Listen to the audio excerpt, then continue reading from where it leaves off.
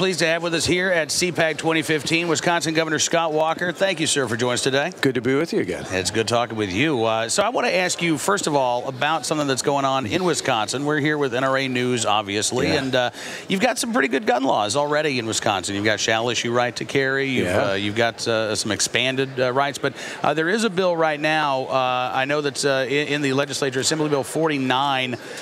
It would repeal the 48-hour waiting period in the state of Wisconsin. Do you have any thoughts on that legislation?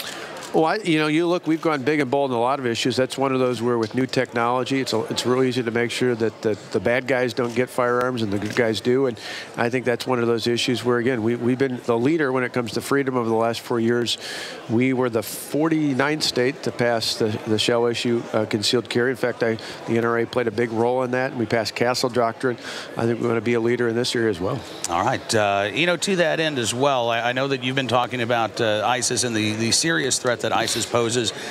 They're far from the only terror group out there. Al-Shabaab released a video over the weekend calling for attacks on Western malls, including specifically the Mall of America in Minneapolis. After the Westgate Mall attack by Al-Shabaab in Nairobi, Kenya, the then Interpol Secretary General Ron Noble talked about maybe the need for an armed citizenry. He said societies have to think about how they're going to approach this problem. One is to say we want an armed citizenry. You can see the reason for that. Another is to say the enclaves are so secure that in order to get into the soft target, you're going to have to pass through extraordinary security. He went on to say, if you were in a mall that was attacked, would you want to be in a mall in Texas or Colorado, someplace where people might have a gun, or would you rather be in a gun-free zone? It's part of the debate we had, as you can imagine, 4 years ago when I first came in and advocated for concealed carry, for the right to carry.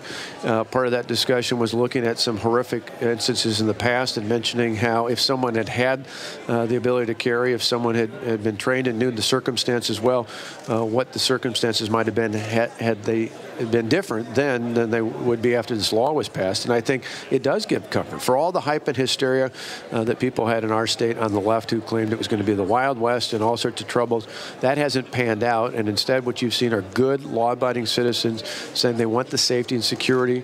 They want it for themselves, and more importantly, they want it for their families. And when you hear stories like this, which unfortunately we hear more of around the country and around the world, I think people take safety, security, and they increasingly take it not just from typical criminals. They're real concerned about radical Islamic terrorism washing up on American soil. Absolutely. And you mentioned Wisconsin being the 49th state in the country to get a right to carry law on the books, and it was a good shall issue law that was put on the books there. And the arguments that you heard in Wisconsin were the same exact arguments that folks were hearing 20 years earlier in places like Florida. Oh, it's going to be the Wild West. What do you make of the fact that so much of the arguments of the modern progressive or the modern left really haven't changed over 20, 30 years, even as we have all types of evidence that laws like this and outside of even the gun issue, that things are different? Yeah, it's one of those where the facts are the facts. I remember 4 years ago, or about 3.5 years ago, after some of the big, bold things we had done early on in our term, a protester at a speech I gave at an event in Chicago was dragged out by security, and he was yelling, and I said, you know what, the facts are the facts, and the facts show that things are better in Wisconsin. And I think whether it's on giving law-abiding citizens the right to carry and the right to protect themselves, their property, and most importantly, their family and their loved ones, or it's in some of these other issues. We see it just this last week in Wisconsin on the freedom to work, which at its core is not about labor, it's about freedom. It's on all these issues. When I signed each of these pieces of legislation regarding law-abiding citizens and their gun rights, directly related to the all the way back to our founders, I talked about it's really about freedom. It's not just about guns. It's not about firearms. It's about freedom. And I happen to be a hunter, so I've got a shotgun. I've got a rifle. Heck, I've got a Matthews bow as well. I like a little bit of all of that. But even if I didn't have any of those things, to me, I would be for this because it's really fundamentally about freedom. And if you're someone who's not violating the law, you should have the freedom to live your life in this and any other areas you see fit. All right, you have talked about being big and being bold a couple of times here as we've been talking. So let me ask you, what does that mean? What does that translate to when we're talking about a world in which we have individuals being kidnapped by ISIS, and yet an internet culture entranced by llamas running around Arizona. What does it mean to be big and to be bold when so many of us appear to be distracted? It is, although in this day and age, because of all the different visuals that we have, one of the things that's been interesting, ISIS, Al-Qaeda, radical Islamic terrorism, just 6 months ago, I think for most people would have been relegated to page 5 or 6 in the newspaper in the international section. Because of the videos of the beheadings, because of the video, particularly the horrific video of the Jordanian pilot who was burned alive, because of what we've just seen with the Christians from Egypt who were killed, and because of all these other things that are done now visually and appear even amongst some of these other silly things like the llamas that we saw out of Sun City, I think people have started to wake up to this. And now I don't call it security, I call it safety. I think there's a fundamental sense of concern about safety. It goes to the heart of what we just talked about a moment ago about whether it's a family, whether it's a young woman on campus, whether it's an elderly couple wanting to have the security and safety that they have in their homes and their communities by being able to have legally possess a firearm for protection. In the same way, I think as a country, we're starting to wake up to the reality that I'd rather take the fight to them than wait till they bring the fight to us. We don't need to do it alone. Folks listening can't see this, but I've got 3 bracelets on my arm.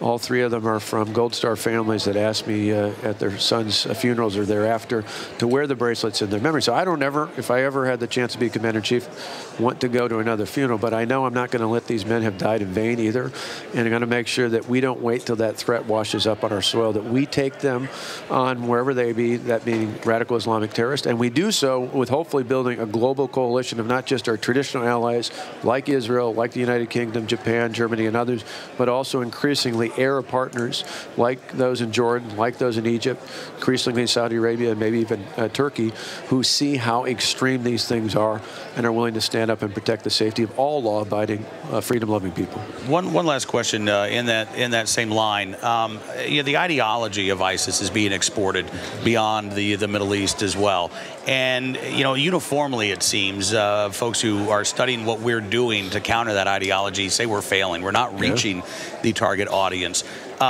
Is part of that because this administration fails to recognize or fails to acknowledge where this threat is coming from? Yes, and I think it goes a step further. The administration's talked about the economic plight that some of these areas and some of these recruits are coming from, and that's a piece of it. I think that there's some truth to that, but they miss the first couple of waves before that, and that is they also are drawn to it because they don't see us as being willing to fight back, to stand up, to protect against this. And by default, they sometimes think that that's an acknowledgement that it's okay or somehow that we're allowing this to grow. We need to make it abundantly clear that not just here in American soil, but anywhere around the world, that we're not going to allow a radical Islamic terrorism to grow. It is a virus. If we don't take corrective action to rid that virus from this world, we're going to see it only come back stronger, whether it's against the United States or, sadly, as we've seen with friends and allies of ours in France and others. It also means that we need to, as we saw in France, sadly, we need to make sure we put the resources behind not just a military response, but an intelligence response that says we're going to track and follow known combatants of our country or other allied countries out there. We're going to take action. It certainly means you can't have the conflicting information between what the Secretary of State said the other day about how, basically boils down to don't worry, be happy when it comes to terrorism versus the chief U.S. intelligence officer who said this was the worst year ever globally in terms of terrorism. I think we need to listen to our experts and let them help lead the way. I understand James Taylor, though, is getting ready to do a Middle East tour, so it'll all be better, Governor. It's all going to be solved. I said if I'm ever in trouble, I need to call out and reach a friend. I'd like to have the United States Marine Corps be that first one in the call, not a musician. Governor, thank you so much for your time. Real pleasure as always. Thank you. Governor Scott Walker joined us here on NRA News Cam and Company from CPAC 2015.